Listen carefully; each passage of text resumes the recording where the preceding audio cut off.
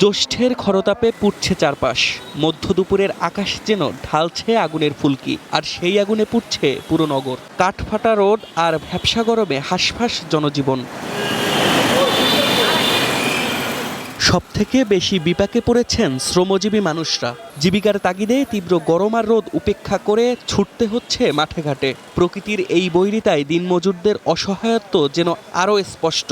এই রোদ, এই মেঘ, এই বৃষ্টি, ব্যবসা গরম, মানে ঘরেও থাকা যায় না, বাইরেও থাকা যায় না।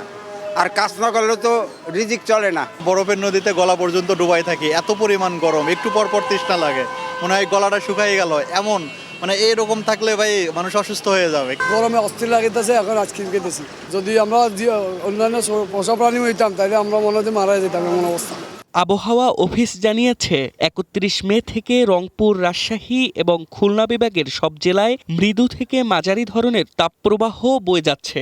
এর বাইরে ঢাকা, বরিশাল ও চট্টগ্রাম বিভাগের রাঙামাটি, বান্দরবান সহ দেশের বিস্তীর্ণ অঞ্চলে ছড়িয়ে পড়েছে তীব্র গরম। তাপমাত্রা যাই রেকর্ড করি না কেন, যেহেতু বাতাসে জলীয়বাষ্পের পরিমাণ বেশি এবং দিনের ও রাতের তাপমাত্রার পার্থক্য অনেক কম, দুইয়ের পার্থক্য যদি 10 ডিগ্রি সেলসিয়াসের কম হয় তখন গরমের অনুভূতির তীব্রতা বাড়ে। পাশাপাশি বাতাসে জলীয়বাষ্পের পরিমাণ 80 থেকে 100%-এর মধ্যে ওঠানামা করছে। তবে স্বস্তির খবরও আছে। কাল থেকে শুরু হতে পারে মেঘের সারি, বাড়বে বৃষ্টির প্রবণতা। 5 জুন নাগাদ তাপমাত্রা 32 থেকে 34 ডিগ্রিতে নেমে এলে কাটবে এই ভ্যাপসা গরমও।